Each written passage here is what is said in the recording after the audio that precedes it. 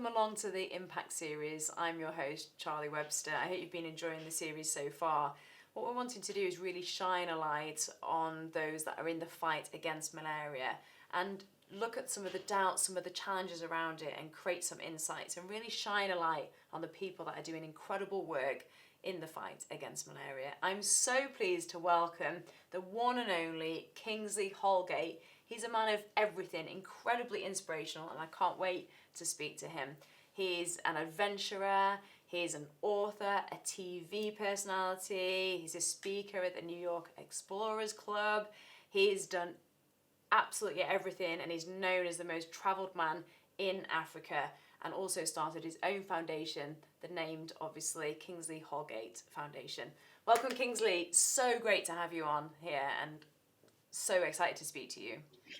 Charlie, yes, excuse the sound, a bit of wind blowing, the sun behind the trees, but what a pleasure to chat to you about a subject that we hold sort of dear to our hearts in terms of a challenge, and that is the fight against malaria. And yes, for us, we at that time, it is, it's sort of a bit, we're all a little bit tired, travel worn, been through quite a lot. We've been traveling for 9 months on this journey. And now we're sort of into the last phase, the last week of the expedition. And so it's been exciting times and great to be able to link up at last. We've had several attempts. I remember one was from the Arctic Circle. There was another time we were trying to talk to you from South Sudan, and Wi-Fi simply wasn't strong enough. But here at last we're chatting to each other. So Charlie, lovely to link up and lovely to have the opportunity to chat. I feel like I've lived your journey. I've been following it, this latest expedition. Can you just try and paint a picture for us of what it's been like and some of the challenges? The journey is called the Defender Transcontinental Expedition because we're supported by these new Land Rover Defenders in this journey in terms of that being the mode of transport. And the mission, of course, as always, is to use these journeys, to use what we call Kingsley Holgate Foundation journeys to improve and save lives. And key to this journey and previous journeys is to link adventure to doing good. And in this case, the good was all about trying to make a difference in terms of malaria prevention. There were other causes attached to the expedition, not just malaria, but malaria has been a key focus. It has been in the past in other expeditions, and it will remain to be so into the future. So a little more about the journey. You asked what we'd sort of been up to, Charlie. In geographic terms, we've traveled from the southernmost tip of Africa. It's a place called Cape Agulhas, where the two oceans meet, namely the Indian and Atlantic Oceans. I'm sure you know where it is on a map, and also known as the Cape of Needles. And some 9 months ago, almost 10 months ago, we left from that point. We filled an African calabash, a gourd, with water from the two oceans. My son and daughter-in-law waded into the sea, symbolically collected some water. We also collected some pebbles. That beach down there in Cape Agulhas is strewn with time-warped pebbles, and it's near a beautiful lighthouse that, excuse me, is a sort of replica of the Pharaoh's old lighthouse that was at ancient Alexandria in the north of the African continent. So symbolically, what a great place to leave from with the calabash, with the stones. And from there, we wandered all over southern Africa, high mountain passes, community to community. Now, you'll recall at that time, it was in the midst of the COVID pandemic. So there were a lot of challenges in terms of unemployment, people who were desperate for support. And in the early part of the journey, we visited communities who lived alongside national parks and areas of nature.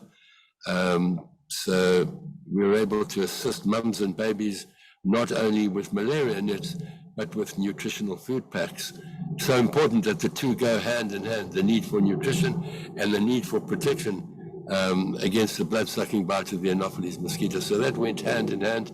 And in the north of a province, an area known as Zululand, up towards Mozambique, in the early part of the journey, we were able to distribute over 2 million meals of nutritional food, nutritional packs alongside the malaria net and alongside the the spraying in southern Mozambique with goodbye malaria. The journey from there zigzagged all the way across Africa. It's too long a story to tell you in a few gulps. But of course, it took in southern Sudan, northern Sudan, it took in Egypt, it took in Tanzania, Uganda, great malaria work in Uganda, finally through to the ancient port of Alexandria, across to Greece, all of Eastern Europe, obviously having to divert around Ukraine and Russia with that situation. And finally, just a few weeks ago, brought us to the geographic endpoint, namely Noordkap, the northernmost point in the Arctic Circle that you can drive a vehicle into. So that meant that we'd succeeded in crossing the African continent and the European continent from the most southerly point to the most northerly point in a journey that was all about doing good and all about the fight against malaria. It sounds just extraordinary, and it's making me laugh because I'm so pleased we've managed to get you, because we actually tried to speak to you at the Arctic Circle, which clearly didn't happen. I just want to make a few points. You made an incredible point there as well, though. It's about lots of different things, education, nutrition, but I want to tell our audience about why you've got a bit of a hoarse voice at the moment. Can you explain to them? Well, we've just been exposed to the elements. Camping wild. There's a lovely aspect of Norway that allows you to camp wild. And so, when evening came, you had the sort of, the eternal summer. So, you had light throughout the night. And so in order to sleep, you'd have to zip up the flaps on your tent to keep out the beautiful light. And of course, a brand new experience for us Africans to have these midnight suns. It was just so lovely. But with it, the wind and the rain and the howling Arctic storms coming at you sideways, all huddling around a little fire. So, I suppose it was quite natural, get a bit of flu, a bit of a cough, but we're all fine.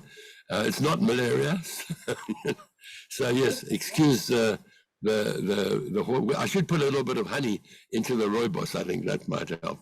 I just want to take you back a bit, because I find it so fascinating about how people go on their paths and what their motivation is. So how did you become an explorer in the first place? What motivated you? Charlie, I was very privileged to have been born under African skies, of a family that went back generations in Africa. And my late dad was a missionary teacher, and he did a lot of work in the fight against leprosy in those early times. And I was the youngest of three boys, and if you can imagine the scene, sitting around the campfire or in tents out there somewhere in Africa, Belgium, Congo in those days, you remember all those places. And then very often as the youngest, I would sit on my dad's knee, and he would enthrall me with stories of the early explorers, men like Burton, Speke, Stanley, Livingstone, early missionary explorers and such like. And I'd be absolutely intrigued by these early stories of adventure in Africa. And we'd go camping everywhere, old Land Rovers into the bush, and wherever, of course, helping communities. So I think this feeling of wanting and having a desire to use adventure to do good stemmed from those very early days. And at no stage, Charlie, did we feel, we should start an NGO or an organization or have an office or employ a lot of people. Everything we've done has come straight from the heart. And in your own experiences that I read about with you having had malaria, it's much the same. When, on our early travels, we were constantly plagued by malaria. When, for example, someone dies in the Land Rover, and it's right in your face, so to speak. When you get to a village, and it's like a thud to the heart, a mother screaming, a baby dying or convulsing, and lives that can be saved by education and a simple mosquito net. And so at no stage did we sort of sit around a table and say, malaria might be a good thing to be associated with. All the things that we're associated with have come from hard experiences of adventure in Africa. And when you've had your whole team down with malaria, where you don't know where to take the next move, and your inflatable boats, you're going up the Zambezi, the last man goes down with malaria. In those early days, there weren't the coartem and modern treatments that you have today. You know, you were stuck to using quinine. And there you look across at your team, and everyone's down with malaria, and you realize how easily you can lose a life. So when you've sort of grown up that way and had those experiences, it's quite a natural thing to want to do something about it. And so in those early days, we went out and funded the mosquito nets ourselves. We realized the importance of education. We did coloring in books for kids that they too could learn more about why you should defend yourself against malaria. And then, of course, I learned from a really good friend, the founder of Goodbye Malaria, Robbie Brosen. He's just a delightful character, and I hope you get to talk to him if you haven't already. He said, you should always remember that saving and improving lives can be damned good fun. You can sit around fires and you can laugh and you can have challenges and geographic challenges, and you can meet these delightful African mamas who've got so much to offer in terms of personality and dance and singing around the campfire. So a typical day when we're distributing mosquito nets, for example, we'd meet with the village elders and the village chief. We'd say, please, tomorrow, can you just come and join us around the campfire with all the pregnant mums and mums with children under 5. And of course, they know exactly who to call for such a gathering. And we'd ask that each mum brings a sitting mat, you know, one of those woven grass mats. They would sit down in front of the Land Rovers. We'd pull down a screen for education, talk about our adventure, talk about life. They'd be dancing and singing, and then the mosquito nets and the education, and keeping it fun and keeping it aspirational. Not like a bunch of travelers coming along and saying, you know, you better use a mosquito net. You know, I've come here to, it's really just about traveling at the pace of Africa, the rhythm of Africa, and using these wonderful occasions to try and improve lives as best you can whilst on these fabulous journeys, many of which, of course, are world firsts in terms of their geographic nature. So that's how the malaria started. I suppose by that time, I might have had malaria, let's say 10 or 12 times. I'm just taking a chance on that. Right now, we were trying to total it up the other day. I'm almost ashamed to say, but I've had malaria more than 60 times. We all got hit by malaria very badly on this journey. We were up at a place called Kidepa in the north of Uganda, just below southern Sudan. There's a magnificent wildlife area there. And we were camping wild in that area. And then it started with Mark Nixon, Shovel Mark, as we call him, the guy that's doing this expedition on a bicycle, on a gravel bike. And, you know, you can see the signs. Generally, it starts with fatigue. You see the person like stretching and rubbing their back a bit, and you can sort of just, and then you see the various symptoms, and you say, you're going down with malaria. And sure enough, he was the first down, followed by his wife, Fiona, followed by Ross, who's as tough as nails. Now, Ross, my son, he must have had malaria more than 30 times, at least 30 or 40 times. And he went down like a ton of bricks and was very, very sick. And then followed by Sheila, my partner, and then much later by myself. So that was just on this journey alone. So yes, in very bad malaria areas, we have learned, you know, I take doxycycline these days, but as you know, you can see this face. Doxy is a little bit sun sensitive, so, you know, not even sun cream can help you, but that's what we take against malaria. And then for most of the time, we've just learned to realize that malaria is something that you live with. And, you know, we're very quick to realize the symptoms and to treat ourselves. And of course, these days, we treat with coartem. People say to me, is malaria a good cause? Is it the right thing to be fighting?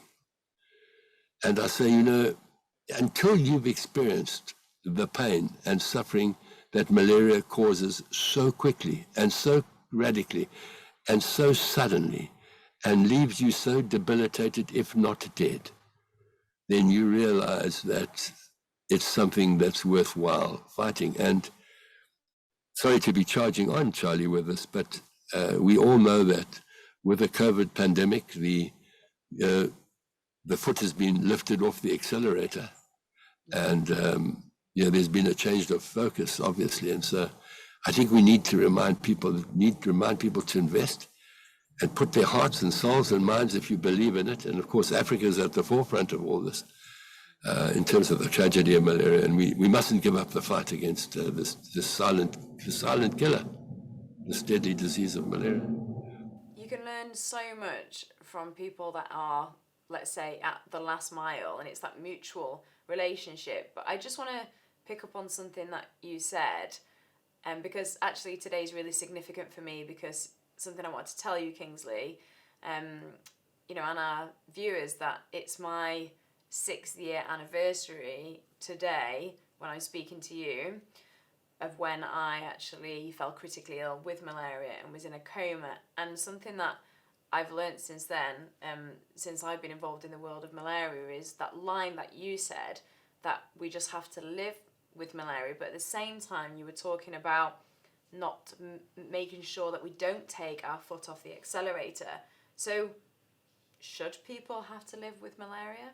You're so right, Charlie, because it's not right that whilst I'm talking to you in this conversation, that so many children have died from malaria.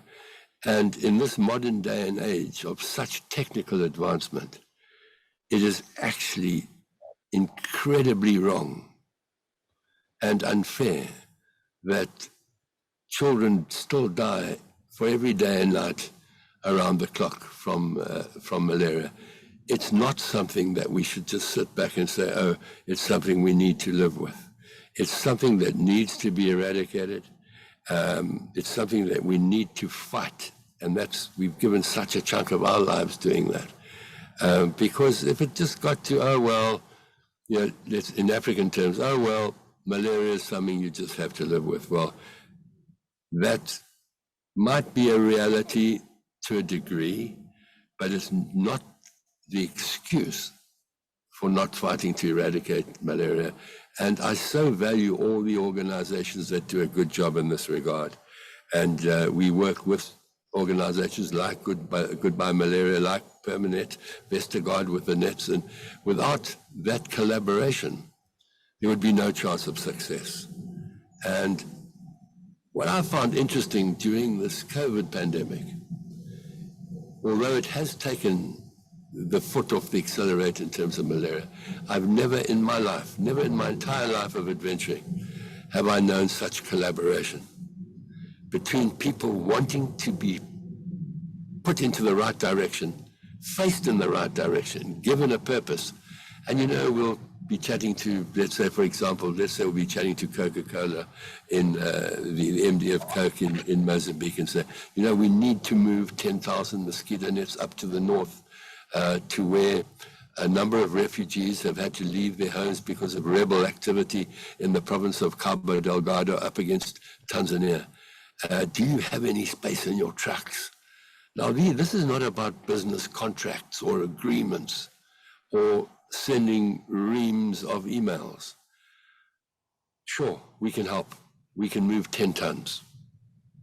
And this sort of collaboration. I know also during the pandemic, this COVID pandemic, I'd put the word out, we need 10 Land Rover volunteers. Pitch up, bring your own supplies, bring your own food, bring your own tents. There's only one thing we ask of you, be able to carry 600 kgs worth of space.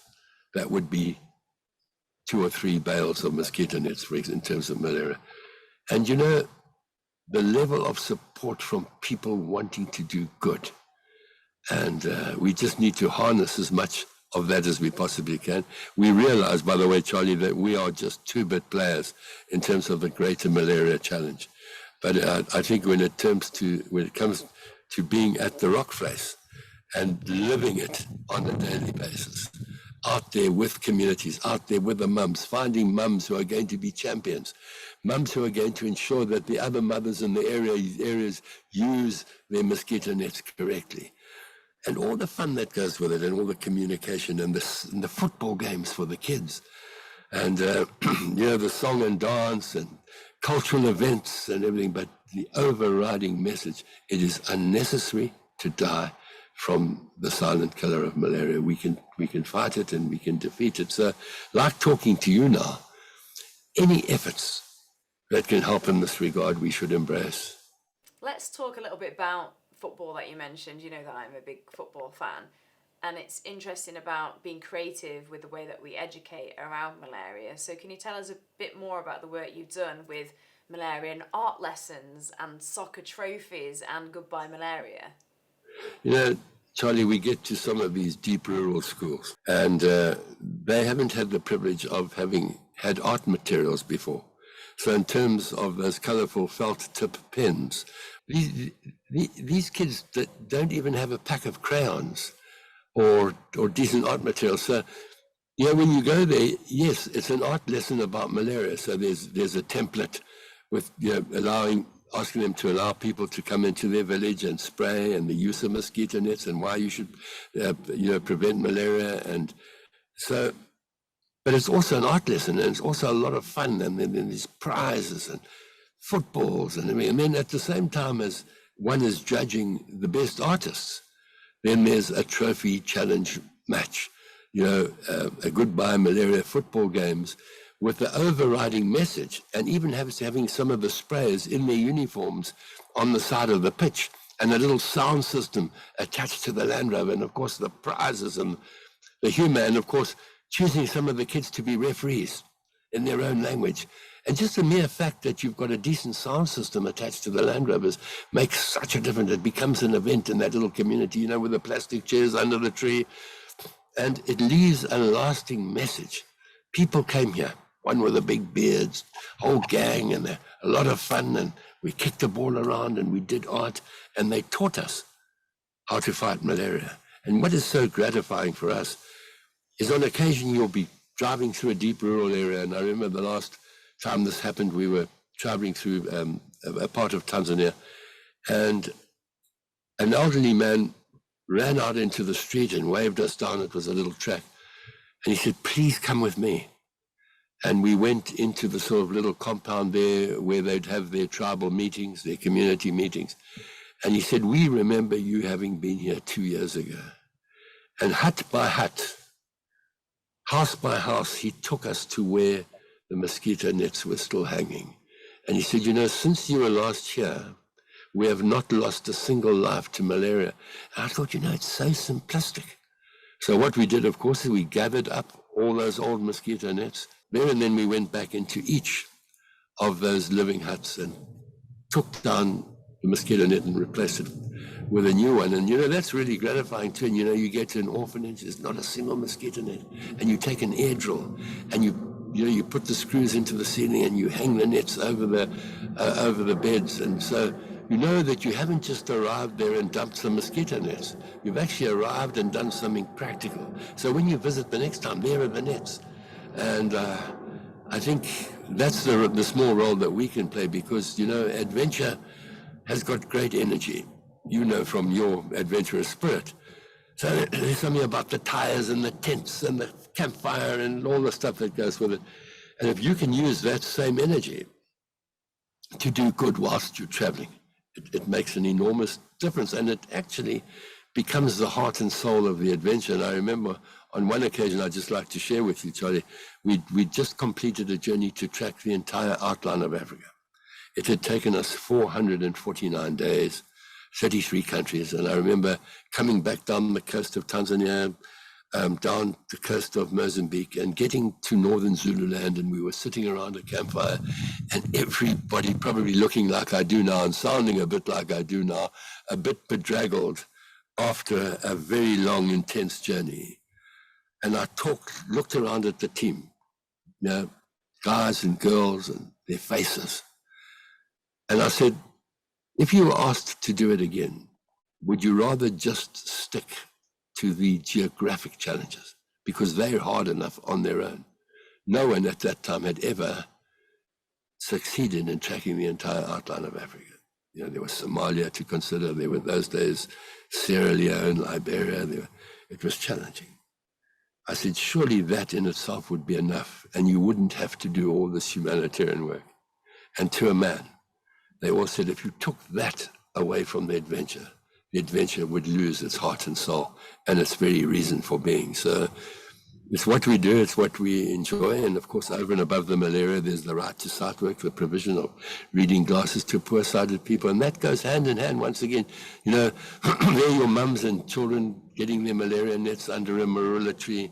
And to one side, there are these elderly poor-sighted people, you know, each getting their reading glasses. So that, together with the provision of apparatus for clean drinking water, everything seems to go hand in hand with these communities. And Africa has a way of remembering these things, and it is such a pleasure when you go back to these areas, even now on this journey back to South Sudan, for example. They say, we remember you. You were here and you helped us. Kingsley, you must have seen so much in your life, and just speaking to you, it just fills my soul. It's incredible to speak to you, and you must have learned so much. What out of everything that you've seen change do you think is the most important thing? The biggest thing is communications.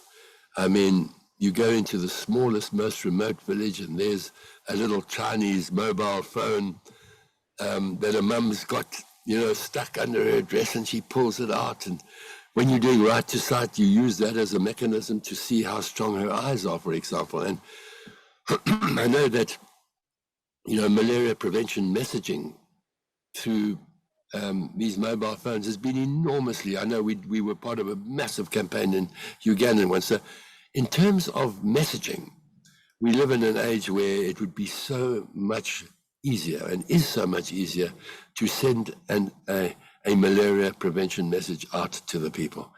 And then, of course, in terms of measurability, you know, with GPS coordination and the Goodbye Malaria team being able to monitor every single accommodation, every hut, every structure. As they spray, it gets monitored with a GPS point, how much of the spray material was used, everything. So I think that modern science is playing such an important role in communication, in measurability, and surely making the job a lot easier. I do love the hope and positivity, and I want to really capture that. But what are you seeing as the biggest challenges at the moment? With the COVID pandemic having taken so much attention in terms of necessarily health work around the world, and especially in Africa where we're so involved with fighting malaria, is we need to get people's attention back on malaria, and the funding for that is absolutely necessary. The funding for more malaria bed nets, the funding for indoor residual spraying, the funding for education. So yes, going forward, I think a massive challenge is for funding by governments and by organizations. And of course, always the challenge, Charlie, don't we know it, that the money gets spent correctly. And I really admire, you know, organizations. Goodbye Malaria they do so much good work. And yes, and our work with Vestergaard, our long association with Vestergaard, and of course, we really, we do enjoy the product, the permanents. It's what we use. And so once again, the energy around adventure, but using the adventure to try and do good at the same time, and the energy of all that. We're talking about that spirit, and you've experienced so many highs and achieved so many things, but I can imagine alongside that comes the lows. And what you're doing is so tough, and so many challenges along the way. What keeps you going? You know, at 76 years old now, how long are you going to carry on adventuring for? You know, isn't it time to hang up your boots?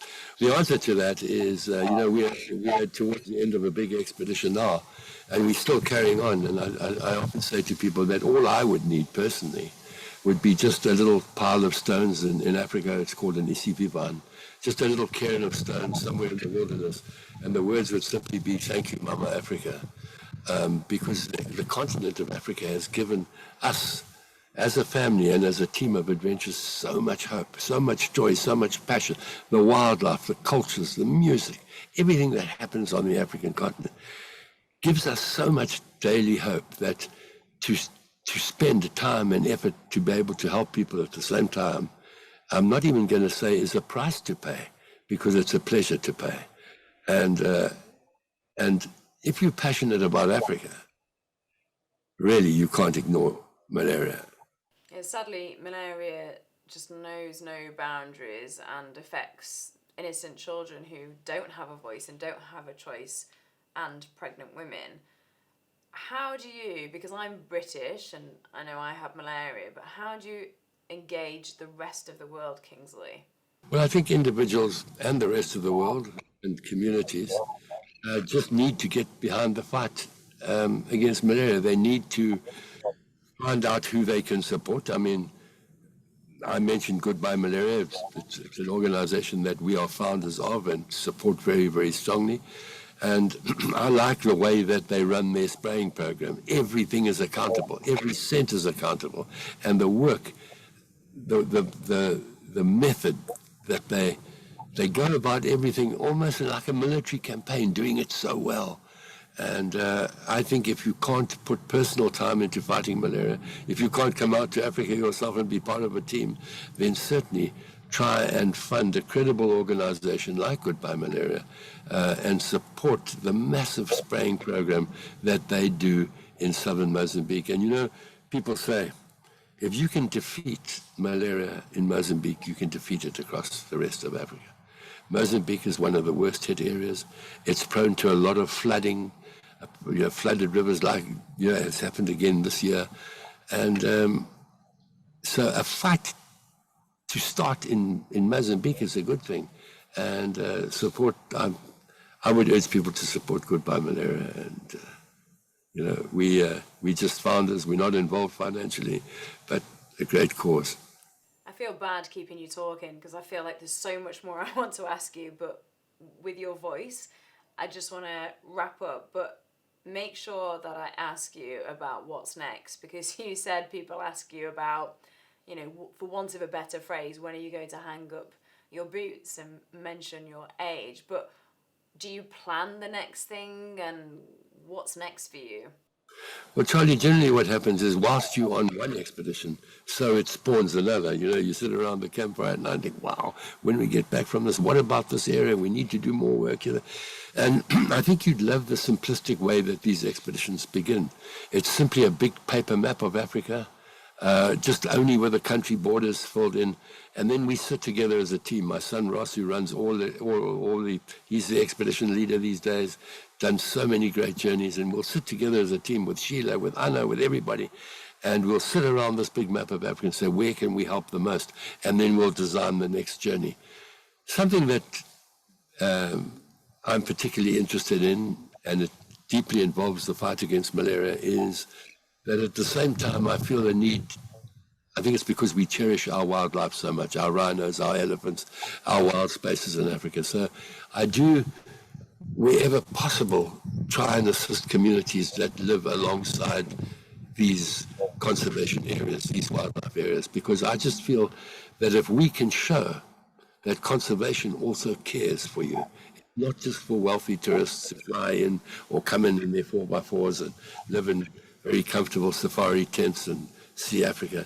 These wild spaces also belong to the people, and we need to show the people that conservation can also care for their health and their welfare. So, against, for example, Gorongosa Game Reserve in Mozambique, we've done enormous amounts of malaria work on the borders of the game reserve. So using the National Park or Game Reserve personnel, because of course they've got four-wheel drive vehicles, they've got officers, they've got fuel, but you can just come along there as the catalyst. Say, listen, we're going to visit you on a certain month. It's a great time for malaria protection because it's just before the rainy season. Can I have X number of volunteers, help with 4 or 5 vehicles, and in you come and make a difference against areas that need to be protected for perpetuity. Kingsley, you really are an inspiration and such a special person, and you kind of infect people, I think, with your enthusiasm, and I hope everybody watching at home feels the same. Do you have a message, Kingsley, for people out there? Yes, act. So many young people come to me and say, how possibly could we start such a life? How could we even begin? And I say, a good way is simply to turn the key. Make the decision to do something, turn it and act on it. Because up to that point, it's only talk. Turn the key and act. It's something I think we can all think about, turn the key and act, because we do put our own barriers up, but you, Kingsley, just show you created your own path. Maybe if we were talking about adventure, it's a never-ending passion, I think. I think we'll finish on that never-ending passion. Kingsley, it's been an absolute pleasure and privilege to speak to you. I've said it so many times already, but you really are an inspiration, and I hope you all watching this find it really inspirational. It fills you up to go and act, as Kingsley said. Thank you again, Kingsley. We're really grateful and can't wait to see what you're going to do next. Make sure you check out the rest of our Impact series. It's right here on the website, and look out for future things to come. And I hope it's really given you some food for thought. Thank you, and see you next time. All right. Thank you so much. Cheers. Bye.